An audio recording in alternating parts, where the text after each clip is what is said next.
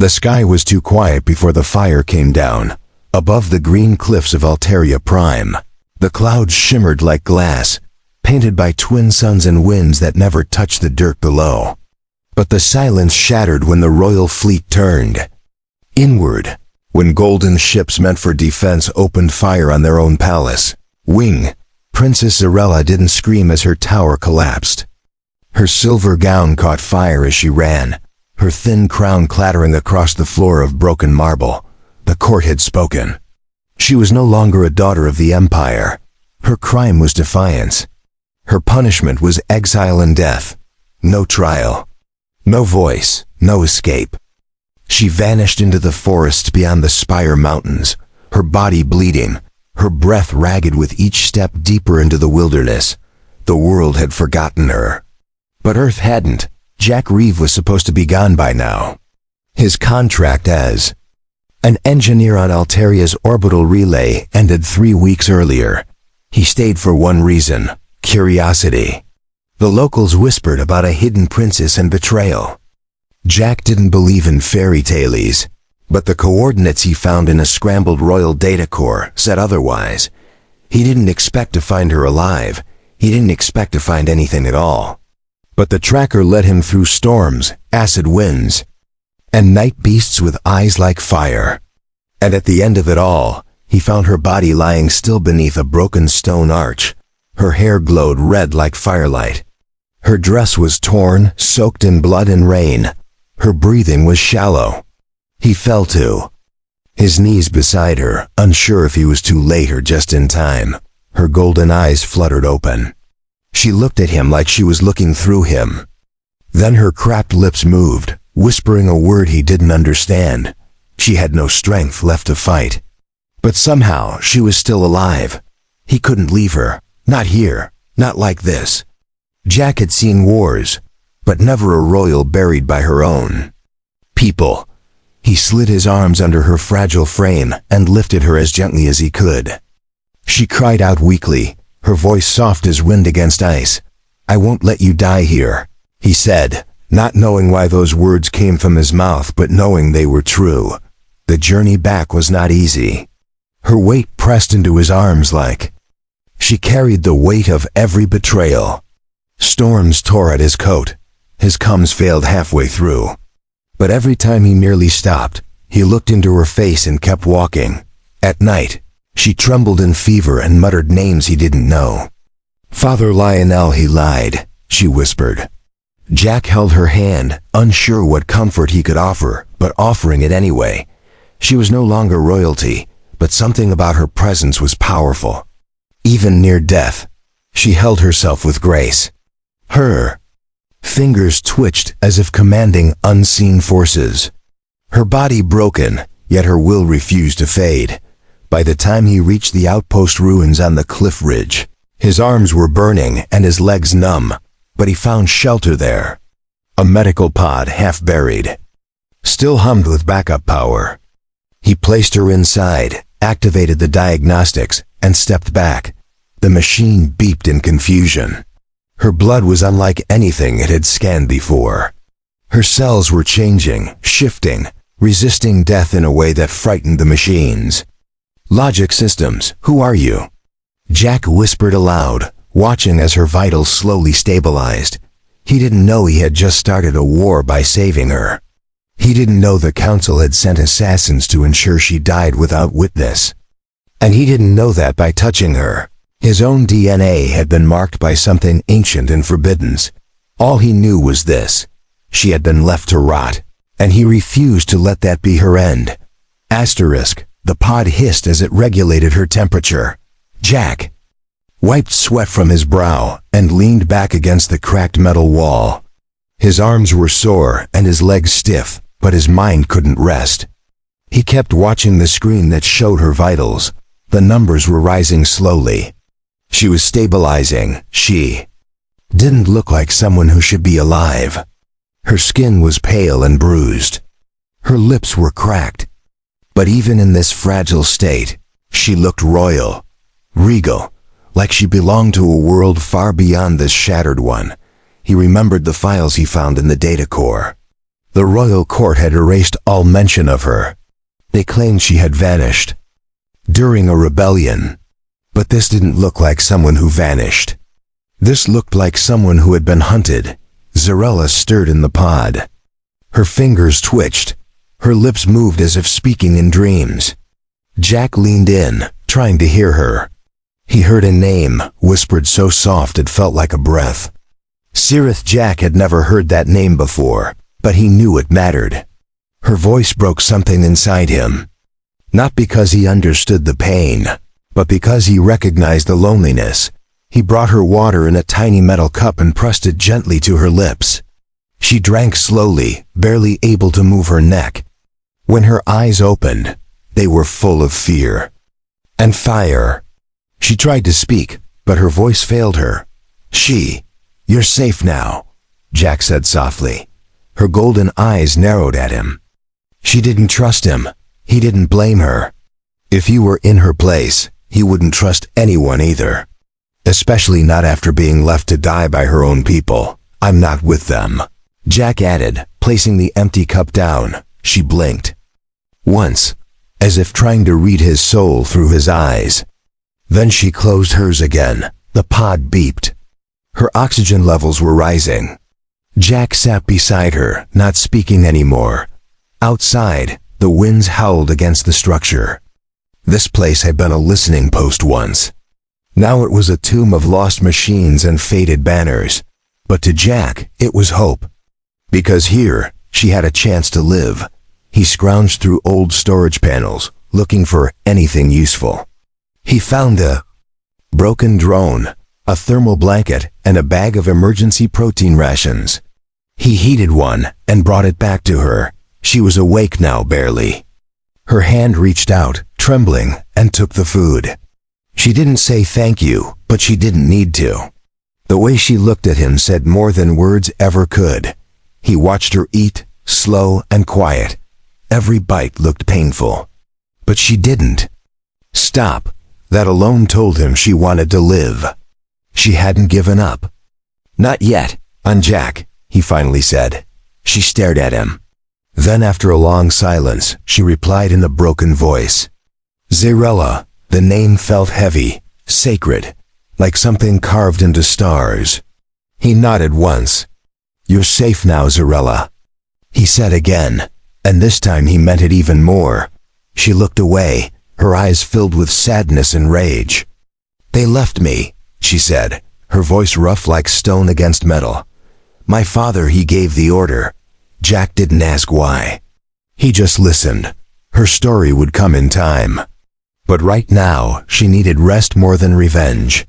And he needed to protect her until she could speak at all. He stayed by her side that night, weapon in hand, eyes open, ready for anything. Because if someone came looking to finish the job, they'd have to go through him first. And he didn't plan on dying any time soon. Zarella's strength returned slowly, like embers beneath ashes. Each hour she stayed in the pod gave her back more control of her body. The wounds across her arms closed into fine lines. Her breathing steadied. But her eyes stayed heavy with grief. Jack worked around the outpost while she recovered.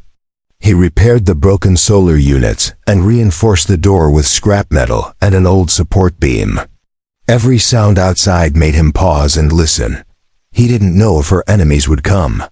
But he had no doubt that someone would try. You don't exile a princess and leave her half dead unless you want her truly gone. When he returned to the pod, she was sitting up for the first time. Her fingers were curled around the rim like it was the only thing holding her in place. Her eyes met his, unreadable. "You shouldn't have helped me," she said. Jack shrugged. "Wasn't planning to, but you were dying in front of me." "What was I supposed to do?" She tilted her head, studying him. "Run, like everyone else did." "I don't run," he said plainly. She nodded once, like she approved of the answer, even if she didn't say it aloud. Her voice was stronger now, though. Still hoarse. She told him bits of her story in fragments. How she refused an arranged bond with a warlord from the outer moons. How her father called her betrayal a threat to peace. How the Royal Council voted to erase her existence. She didn't cry while telling it. She didn't flinch. But Jack saw the pain behind her words. Every sentence carried a blade. "Do you think I'm a coward?" she asked suddenly. Jack shook his head. "No, I think you're still alive. That means something." She stared at the metal floor for a long time. Then she said, "I dreamt I was drowning in fire, but I wasn't afraid. I was angry." "That sounds like you," he said with a small smile. A flicker of amusement passed across her lips. It was the first trace of something human he'd seen on her face since he found her. Outside, a deep hum echoed across the cliffs.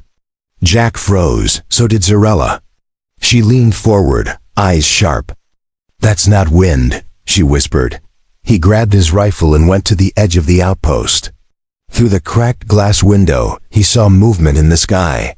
A dark shape glided above the trees. Not a ship, not quite.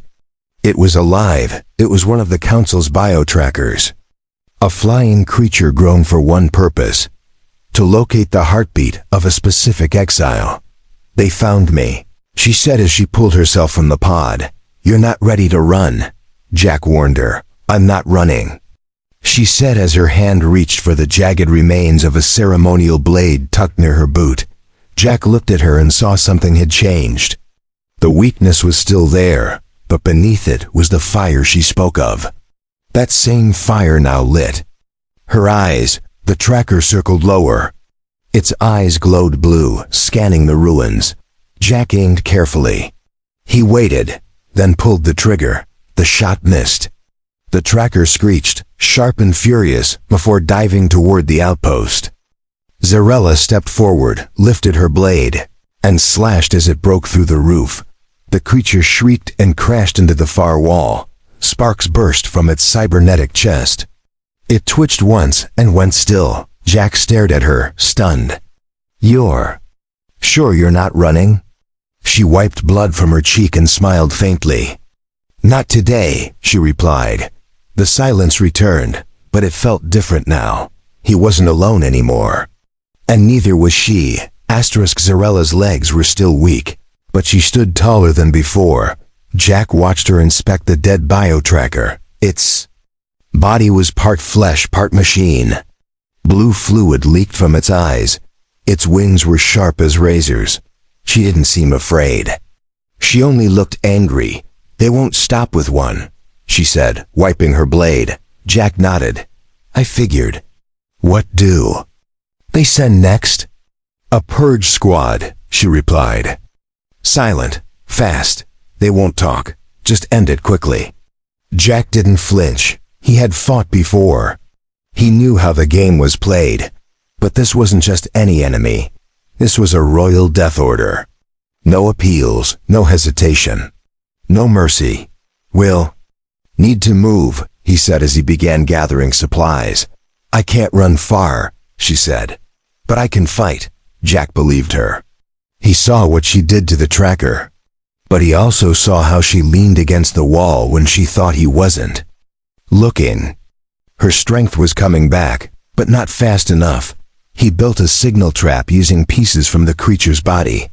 If another drone came close, it would light up like a flare. It wasn't much, but it gave them a chance. Every second counted. Zarella used that time to rest. She wrapped her wounds. She sharpened her blade. She even braided her hair back, not for beauty, but for focus. Her movements were slow but precise. Jack handed her a ration bar. She took it without a word and ate while staring at the cliffs. Her eyes looked far beyond the horizon, as if she could see the palace that tried to erase her. "I was supposed to become High Commander," she said suddenly. Jack looked over. "Military. Yes, I trained since I could walk. Passed every trial. Led the defense during the Soulfront siege. But when I refused the bonding, it all changed." He understood now. This wasn't just exile. It was betrayal from the top down. She wasn't weak. She was dangerous. Too strong for them to control. "They fear you," he said plainly. "They should," she replied. The sun dipped below the mountains. Night fell fast on Alteria Prime. The sky turned violet, then black. The stars blinked into view like silent witnesses. Somewhere far above, the royal orbiters watched. Jack took first watch while Zarella slept. He sat near the reinforced entrance, rifle across his lap. Every gust of wind made him tighten his grip, but nothing came. Not yet, in the middle of the night, she woke with a gasp. Her body was covered in sweat. Her hands trembled as she reached for her blade. Jack was there before she could fall. "It's okay. Just a dream," he said. "It wasn't a dream," she whispered. "It was a memory." She told him how they dragged her through the throne hall. How her own brother turned his back. How the court called her a traitor to peace. They didn't care about truth. They cared about obedience. She gripped his arm tightly. "They'll come for you too," she warned. "I'm not afraid of them," he said. "You should be," she replied. "You're marked now. By saving me, you've stepped into their shadows." He didn't answer. There was nothing to say. He had made his choice. He would face whatever came next with her. The night passed without an attack. But the silence felt heavy. Too still, too perfect. As dawn crept in, a new sound echoed across the cliffs. Footsteps. Precise. Synchronized. Multiple. Zarella was already on her feet. She didn't speak. She just nodded once, and they moved into position, behind the console, weapons ready. Breath held. The first shadow stepped into the ruin. A soldier in black armor. Face covered, no markings, no words. Just a weapon raised and aimed. Jack pulled the trigger first. The first soldier dropped before he hit the floor. Jack's shot had struck clean through the helmet. The body crashed against the old stone wall with a heavy thud. Another black-armored figure rushed in from the side. Zarella didn't hesitate. She spun low and cut through the attacker's leg before driving, her blade into the neck joint. They moved together without needing to speak. Jack covered the left flank. Zarella moved like a shadow on the right. These weren't average soldiers. Their armor absorbed most damage. Their movements were sharp and well-trained. But they weren't ready for her. Jack's breath came fast. He had fought before, but never like this. Not with someone who used pain like fuel. Not with someone who had lost everything and still moved like a queen. The battle was quick and brutal. By the time the last soldier fell, the old ruin smelled of smoke and blood. Jack leaned against the console, wiping sweat from his brow. Zarella was kneeling beside a wounded attacker, blade still in hand. She pulled off the soldier's mask. A young Altarian stared up at her, eyes full of fear. He couldn't be older than 19. His lips trembled. "I was ordered," he whispered. She pressed the edge of her blade against his throat. "And if the order was to kill your own mother, would you still obey?" The soldier didn't answer. She didn't give him the chance. She stood and turned away, leaving him unconscious but alive. Jack looked at her. "You could have killed him." "I already died once," she said. "I don't need to become them." He didn't argue. There was something in her tone that ended the discussion. She wasn't just surviving now. She was choosing who she wanted to be. They searched the fallen for supplies. Most carried standard weapons.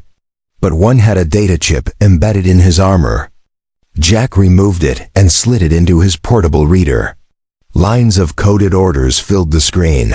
The words were cold and clear. "Exile remains alive. Terminate without record. No witnesses." Jack handed her the device. She read it in silence. Then she crushed it under her boot. "They've made it clear," she said. "They don't want me dead. They want me forgotten." "They failed," Jack said as he reloaded his weapon. "They couldn't stay in the ruin any longer. It was too exposed, too burned, too marked by the fight." Jack gathered what he could. Food, batteries, ammo. Zarella moved slower now. The fight had drained her. But she didn't complain. They traveled west toward the old mountain caverns. It was rough terrain, but hard to scan from the sky. Jack knew a place where the comms didn't work, where even the council's satellites lost signal. It wasn't safety, but it was cover. The sun baked the rocks as they climbed. Zarella stumbled. Once, Jack caught her before she hit the ground. She swore under her breath, frustrated with her own body. He gave her water and let her rest against a tall stone. "You think this ends with hiding?" she asked. "No," Jack said.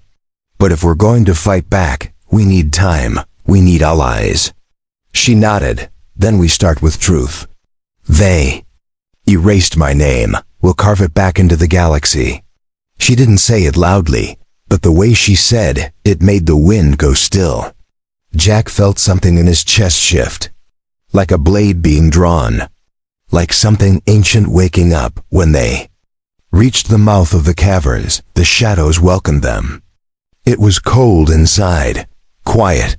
The sound of dripping water echoed in the dark. Jack set up a light beacon while Zarella collapsed onto a flat rock near the wall. She looked exhausted, but not broken. He sat beside her and passed her a ration bar. She took it and stared at the flame of his portable lamp. "They'll come again," she said. "Then we'll be ready," he replied. The cavern was deeper than Jack remembered. Narrow tunnels opened into hidden chambers. Old tech blinked weakly from rusted walls. This place had been built long ago, maybe before the Altarian Wars. Now it was a grave for forgotten machines. Jack and Zarella set up camp near a power relay. It hummed with slow energy, just enough to charge a beacon and warm the air. Zarella wrapped herself in a thermal cloak and stared at the ceiling with tired, but sharp eyes. Jack didn't ask if she was all right. He knew she wasn't. No one could lose everything and still feel whole. But she was alive. And her fire had not faded. She asked him about Earth, about the oceans, about snow, about what it felt like to live without needing to look over your shoulder every night. Jack told her stories. Short ones. He described the smell of fresh rain on metal rooftops, the feeling of sand between toes, the taste of warm bread in the morning. Her lips twitched when he mentioned dogs. "No creatures like that here," she said. "The council banned pet bonds. They called them distractions." "That's stupid," Jack replied without thinking. She smiled slightly. "Yes, it is." Their moment of quiet was broken by a sharp beep from the signal trap. Jack jumped to his feet and checked the monitor. Movement. 3 life forms approaching from the east. Tunnel. Zarella stood beside him, already holding her blade. "They're fast," she said. "That means scouts. They found us too quickly." Jack said, "Someone's tracking more than your signature." Zarella's eyes narrowed. "It's you," Jack blinked. "Me? They know you helped me. You're tagged now. Every action you take, every signal you send, they're watching." He clenched his fists. "Then let's give them something to watch." The first scout came through without hesitation. Black armor, thin build, silent steps. Jack fired once. Missed. Zarella struck low, sweeping the legs. The second scout dove through the gap and rolled into cover. Jack ducked behind a pillar. Shots hit the stone around him. He returned fire while Zarella danced between columns, her blade a blur of silver and blood. The third scout came from above, dropping from the ceiling. Jack turned just in time to knock him back with a hard elbow. The battle was short but brutal. All 3 scouts lay motionless by the end. Zarella pressed her fingers against a thin panel on one of their suits. It pulsed red, then dimmed. "They were sending a live feed," she said. "We have 20 minutes before the next wave." "Then we move," Jack said. "We go deeper." They took a narrow tunnel beneath the main cavern. It twisted down into silence. As they moved, the walls began to change. Not just stone now, there were carvings. Symbols neither of them recognized. Alien, yet ancient. Warnings or prayers, they couldn't tell. At the bottom was a chamber lit by natural light pouring through a crack above. In the center stood a single pedestal. On it rested a black cube. Humming with quiet power, Zarella stepped forward, drawn to it like gravity. Her fingers brushed the surface and the cube responded. Light filled the room. Shapes floated in the air. Holograms of a forgotten history. They knew, she whispered. This place belonged to the first Bond mothers. They were the ones who gave names before the throne existed. Jack looked around, stunned by the display. You're saying this is older than the Empire? She nodded. This is where truth was buried. A deep hum echoed behind them. The walls trembled. Jack raised his rifle. But it wasn't more soldiers this time. It was something bigger. Something coming from the depths of the ground. He looked at Zarella. What did you just wake up? The ground beneath them pulsed with a strange rhythm. Zarella backed away from the pedestal, her hands glowing faintly from contact with the ancient cube. Jack grabbed her arm and pulled her toward cover behind a broken column. The chamber ceiling cracked as dust rained down like ash. From the far wall, a section shifted inward. Then it opened. A deep tunnel revealed itself, glowing with slow pulses of white light. Something ancient had been triggered. Something that wasn't supposed to wake. Jack kept his weapon raised. What is that? Zarella shook her head slowly. I don't know, but it's responding to me. Jack didn't like that answer. He had seen too many ruins that promised power but brought death. But he didn't stop her when she stepped toward the tunnel. He followed close behind. The deeper they went, the warmer the air became. The walls pulsed with energy. Carvings on the surface began to move, not like screens. Like living symbols reacting to Zarella's presence. They entered a chamber larger than anything before. In the center was a sealed structure, shaped like a pod or vault. It had no doors, no windows, no obvious way in. But it was humming. Alive, Zarella placed her palm on the surface. It accepted her without hesitation. Light spread across the pod. A voice filled the room, not from speakers, but from the air itself. Royal lineage confirmed. Bond mother lineage activated. Recording. Unsealed. Jack turned sharply. What is it recording? The air shifted.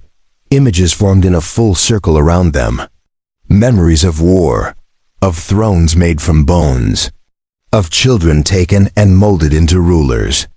Of women turned into weapons for the Empire. Zarella watched in silence. Her face was hard. Her eyes refused to look away. This is where they rewrote our history, she whispered. This is where they erased the truth. Jack stepped closer to the floating images. He saw one memory linger longer than the others. A young girl stood alone, her hands bound in light. Her eyes were Zarella's eyes. Her voice echoed through the chamber. I will not bow. I will not bond. I am not yours to command. The memory faded. The pod's light dimmed.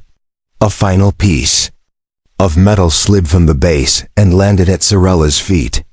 A sigil, black and gold. A symbol lost to time. She picked it up carefully. This is the mark of the first flame, the bond before the throne, before bloodlines were chained. Jack didn't understand everything, but he saw what it meant to her. You've been carrying more than your own exile, he said. She nodded. I've been carrying a stolen future. A sharp noise interrupted them. The tunnel behind snapped shut. Alarms lit the side walls in red. The pod began to sink back into the floor. They had been seen, detected. The Empire had eyes even here. Jack raised his weapon and turned toward the only other exit. A narrow path lit by flickering blue panels. We run again? Zarella stepped beside him, her sigil now clipped to her. Armor. No, we go forward. The path was steep. It led upward in a spiral. They climbed fast, the floor shaking behind them. Something was rising from below. Something the Empire had buried and now feared would return. At the end of the tunnel, They burst through a metal door into fresh air. They were high above the cliffs now, standing at the edge of a spire. Below them, the ruins stretched for miles. Above them, the sky burned with the first light of dawn. Ships moved in the distance, black dots spreading across the clouds. The royal hunters were coming. And this time, they weren't just tracking. They were preparing for war. Jack looked at Zarella. You said they fear you. I think they're about to show us how much. Zarella held the sigil tightly in her hand. Then let them come, she said. Asterisk. The wind screamed across the cliff as the first hunter ships broke through the clouds. Jack adjusted the scope on his rifle while crouched behind a stone ridge. Below, black armored soldiers disembarked from their dropships in perfect formation. They moved like machines, cold, exact, unstoppable. Zarella stood tall beside him. Her cloak whipped around her like smoke. In one hand she held her blade. In the other, the sigil of the first flame pulsed with golden light. She didn't flinch as the enemy gathered. They brought an army. Jack said as he checked the charge on his weapon. They always feared what they couldn't control. Zarella replied without turning. The hunters spread across the plateau. They didn't speak. They didn't announce themselves. One stepped forward, taller than the rest. His armor was deep crimson with silver trim. The sigil of the Empire glowed on his chest. He raised his voice.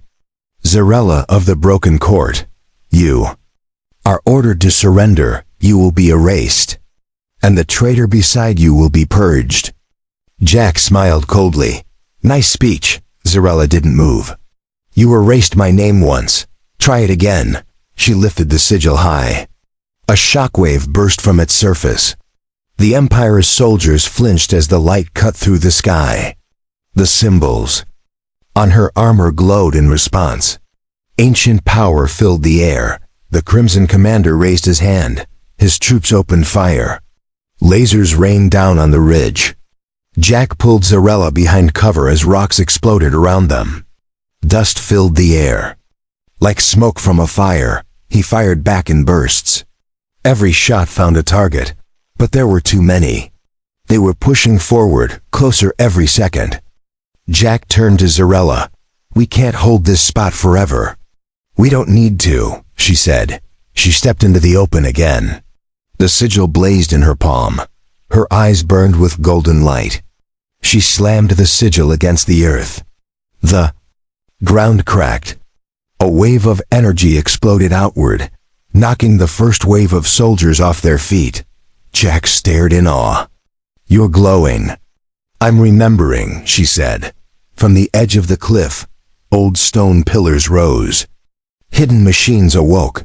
They recognized her blood, her voice, her right to command. Cannons long buried by dust rotated and fired toward the sky. The hunter ships were struck midair. Flames burst from their engines. Several dropped from the clouds, crashing into the cliffs below.